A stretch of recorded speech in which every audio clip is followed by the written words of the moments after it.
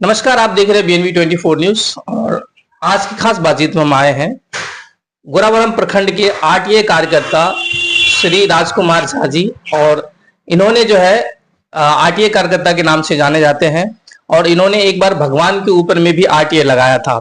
तो और इन्होंने अभी बहुत सारी चीजों के लिए आरटीए लगाया है। उनमें से कुछ सवाल को लेकर के हमारे पास सवाल है और उस विशेष सवाल को लेकर के हम इनके पास आए हैं। सर, स्वागत है बीएनबी 24 न्यूज में।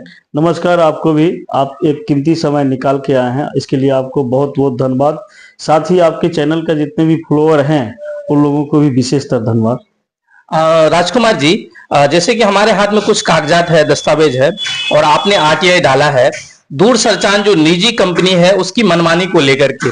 और जैसे जियो, अभी पिछले दिनों में जियो ने जो है वो एयरटेल, रिलायंस और वोडाफोन, इन सब की जो है मनमानी जो चल रही है, इसको लेकर के क्या आपने सूचना मतलब दायर किए थे अपने जो आरटीआई में, क्या आपने मांगा था?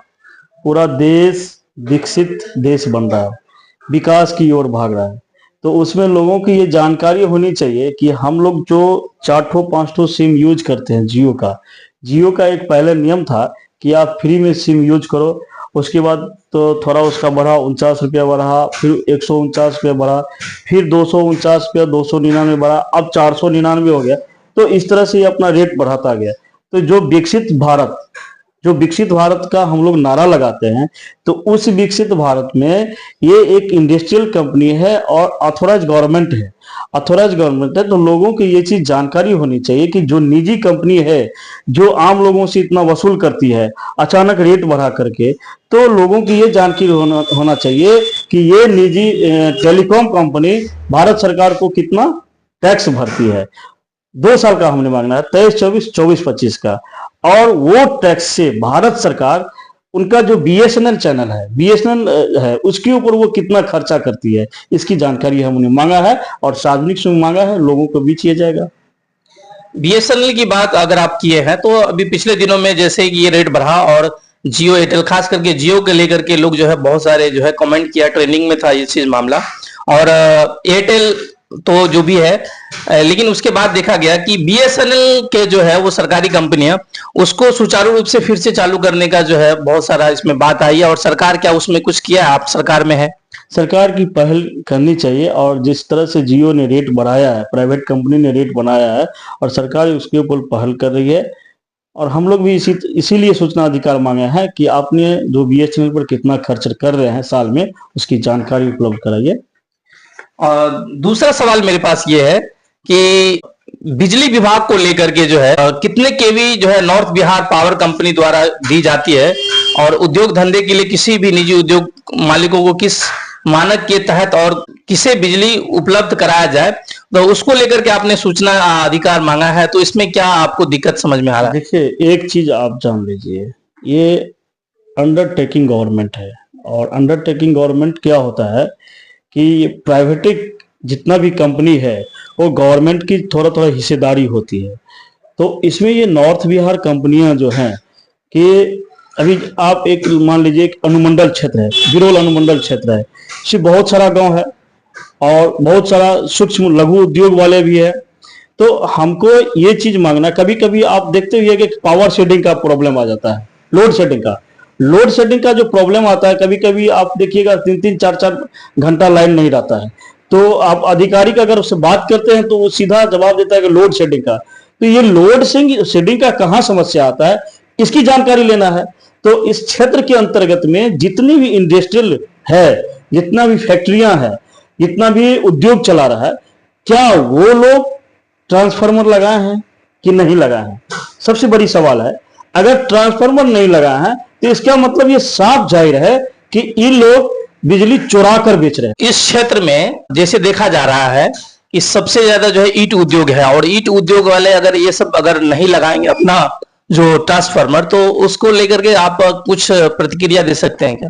देखिए, बिजली विभाग का मानक है कि आप अगर ईट का धंधा कर रहे हैं, आप चिमनी, ईट उद्योग वाले ईट का धंधा कर रहा है, चिमनी जो लगाया है, तो उसका मानक है कि आप अपना ट्रांसफार्मर लगवाइए। अगर वो ट्रांसफार्मर नहीं लगा रहा है, कमर्शियल मीटर लगा रहा है, तो इसका मतलब है कि बिजली चोरी कर रहा है। और लगभग बिरोल अनुमंडल के अंतर्गत मैं दावे के साथ बोल रहा हूं कि कोई चिमनी भट्टा वाला अपना ट्रांसफार्मर नहीं लगाया है, चोरी करता है।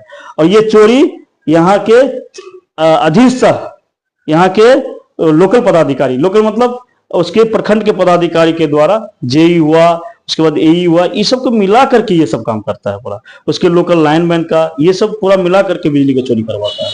अगला सवाल मेरा ये है, कुशेश्वर स्थान से लेकर के दरभंगा तक जो बसें चलती है, उस बस को टाइमिंग के लेकर के आपने जो है आरटीआई डाला है, और उसमें परमिट को लेकर के हमारा ये सवाल है कि परमिट की जांच की आप मांग करते हैं क्या? परमिट को लेकर के क्या जो सारी बसें चल रही सब में परमिट है, या टाइमिंग में क्या कुछ दिक्कत है, जिसके वजह से आए दिन देखा जा रहा है रोड एक्सीडेंट बहुत ज्यादा होता है। पिछले दिनों में जो है एक बच्चा एक्सीडेंट हो गया, और आए दिन में जो है ओवर स्पीड का भी मामला होता है, जिसकी वजह से ये दुर्घटना जो है अक्सर देखा जा रहा है।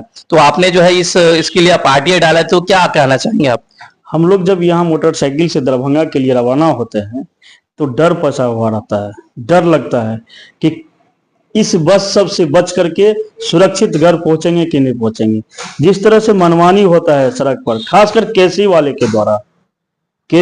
के द्वारा जो मनमानी होता है, ये लोग क्या करता है कि इनकी बहुत सारे बसें हैं, कुशेश्वर टू दरभंगा, दरभंगा टू कुशेश्वर, तो इनकी जो बसें हैं इनकी टाइमिंग हम आपको बता रहे हैं।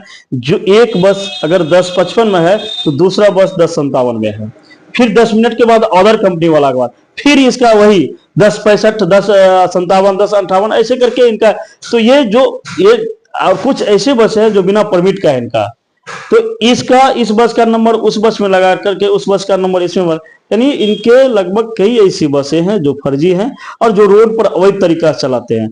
और चलाते तो बात छोड़िए, दूसरी बात है कि सड़क पर जो ये लोग बस चलाती है तो इतना उद्दंडता पूर्वक ये लोग चलाता है कि लोगों को सड़क पर चलना मुश्किल हो गया। आए दिन आप देखे होंगे कि बिशनपुर यहाँ जो एक्सीडेंट हुआ था केसरी वाला के माध्यम से, यहाँ बिशनपुर चौक पर एक्सीडेंट हुआ था, 17 नंबर पर एक्सीडेंट हुआ था।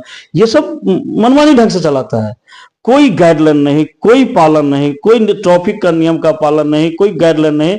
ये आरटीओ का सबसे बड़ी लापरवाही हुआ। इसलिए हमने प्रमंडलीय आयुक्त पदाधिकारी से मांगा है, कमिश्नर से मांगा है कि इसकी समय की सारणी हमको दीजिए, क्या समय की सारणी। और ओवर स्पीड को लेकर के क्या कहना है आपको? जो ओवर स्पीड बस चलती है टाइमिंग को लेकर के मनमानी है इन लोगों का, जो अधिकारी का मन बढ़ा हुआ है और इन लोगों को मन बढ़ा हुआ है। आखिरी सवाल हम करेंगे, जैसे कि आज गोराबराम प्रखंड कार्यालय में कांग्रेस पार्टी के द्वारा जो है विशेष राज्य को दर्जा को मांग को लेकर के जो है धरना प्रदर्शन किया गया था, और आप जो है लोक जनशक्ति पार्टी रामविलास के प्रखंड अध्यक्ष हैं। इस पर क्या आपका प्रतिक्रिया है? आप तो सरकार में है, क्या कहना चाहेंगे? इनका राहुल बाबा एगो संविधान का किताब लेकर ऐसे भागते थे कि ये देखो ये संविधान का किताब, ये संविधान का किताब है। लेकिन जब उनसे पूछा गया है कि इस किताब के अंदर में कितना पन्ना है, वो उसको जानकारी नहीं था।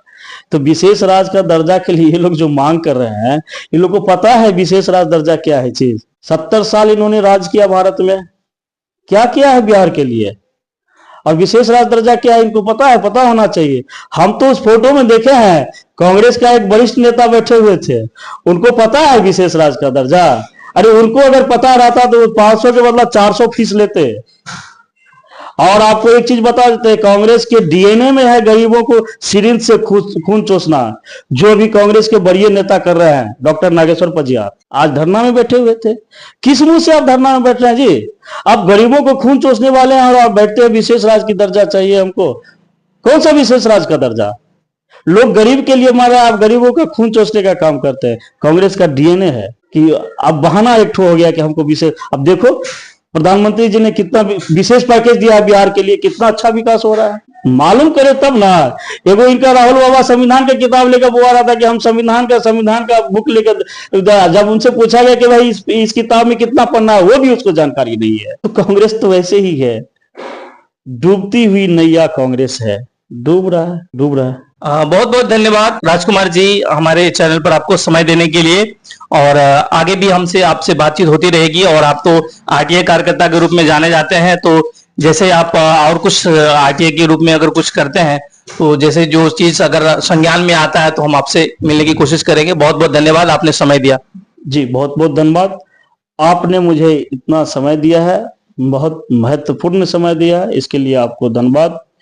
मैं आपको आपके चैनल से मैं एक चीज बता रहा हूं कि बिरोल अनुमंडल में शायद दरभंगा जिला में ऐसा होगा कि 350 सूचना अधिकार मैंने पूछा है अधिकारियों के विरुद्ध में।